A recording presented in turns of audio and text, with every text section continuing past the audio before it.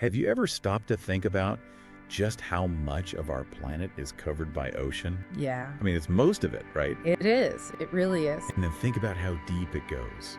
Miles and miles, right? Pitch black down there. And all sorts of crazy stuff we haven't even discovered yet. I don't know about you, but that kind of stuff really gets my imagination going, makes you wonder what else might be lurking down in the depths. Absolutely. Absolutely. So much mystery down there. It's exciting. Totally. That's exactly where we're headed with this deep dive.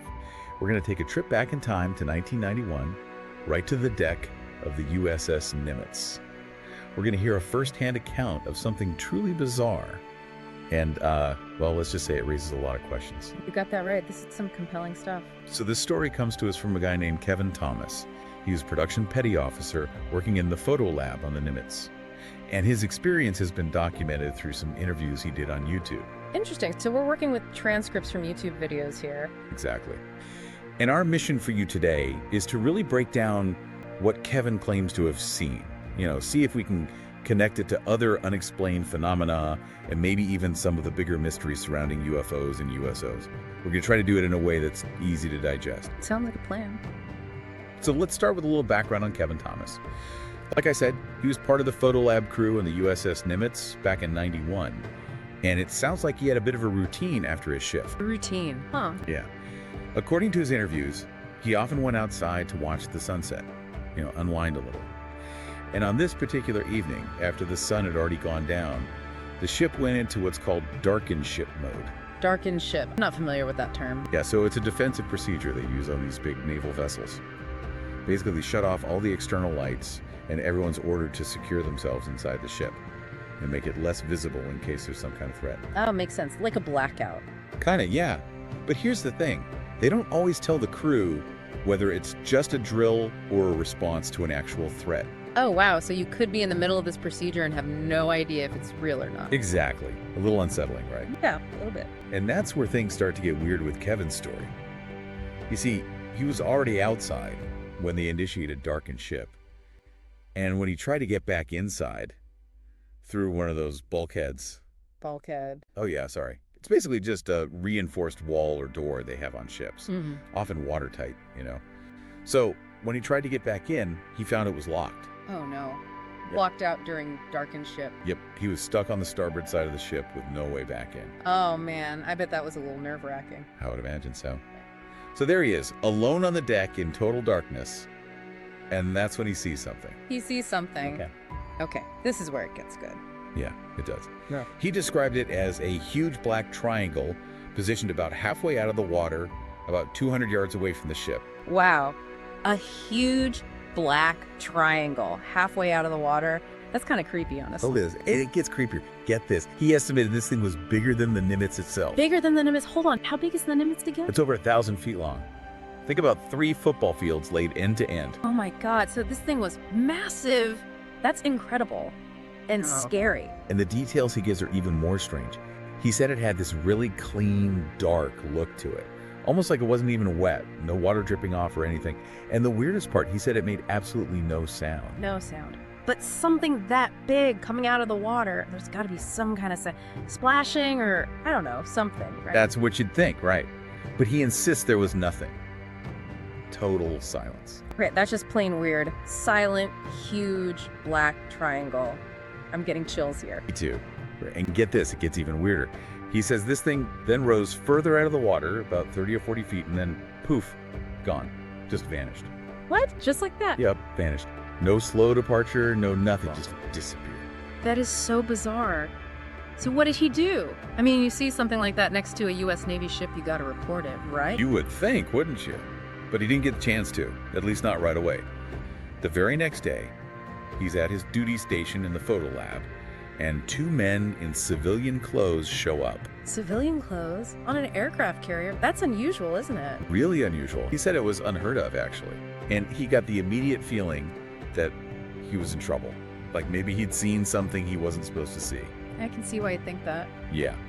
And the questions they asked him really centered on why he wasn't at his assigned location during Darken ship and what he had seen while he was outside. Interesting. So they were more interested in what he was doing than what might have triggered the Darken ship order in the first place. Makes you wonder, doesn't it? It really does.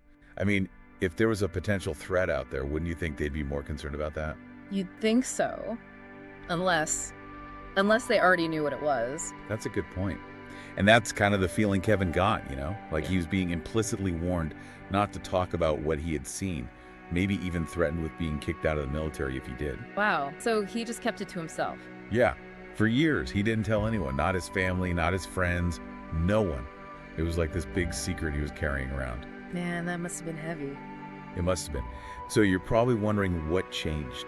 Why, after all those years, did he decide to finally come forward and share his story? I am. What happened?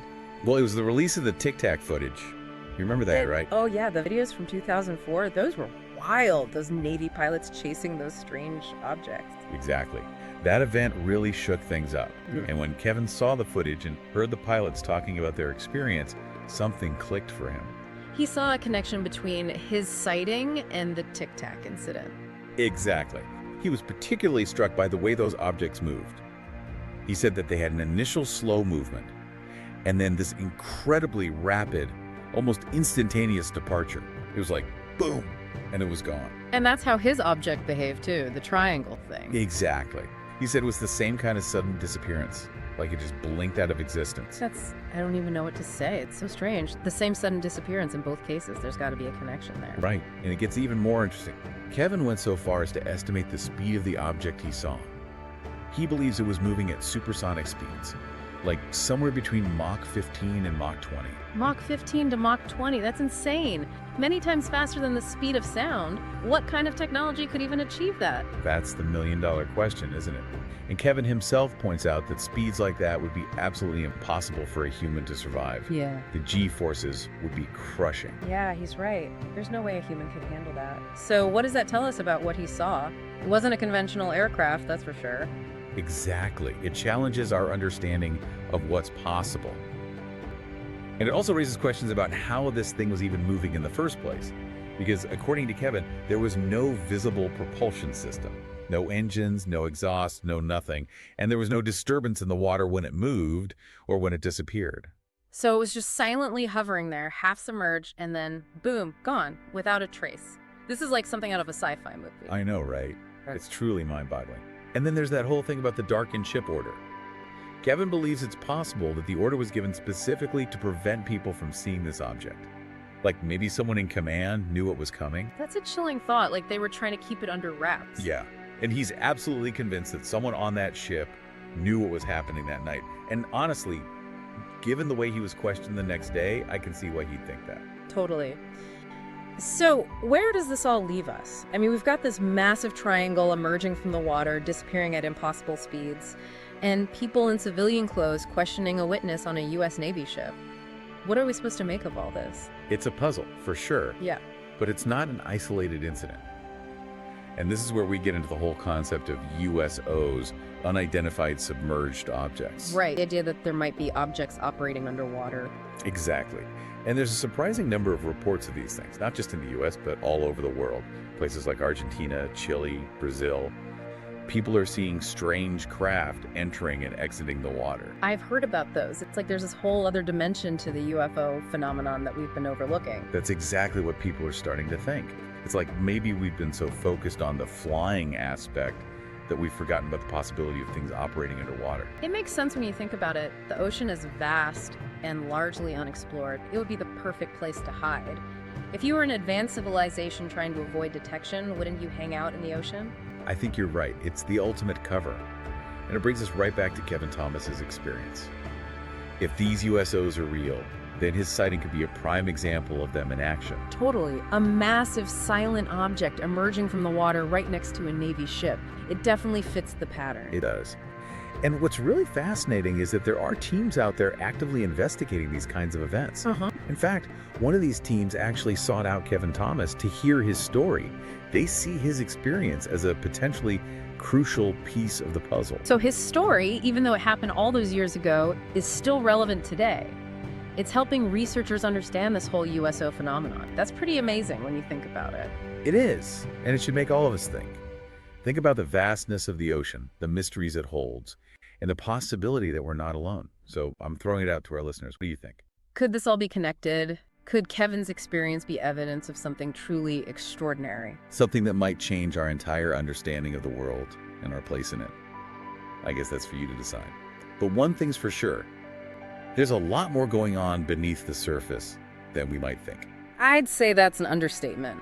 And who knows what other secrets are waiting to be uncovered. That's the exciting part, isn't it? The unknown. The possibility of discovery. I can't wait to see what we find next. Me neither. Until next time, keep your eyes on the skies. And maybe on the water, too. You got it.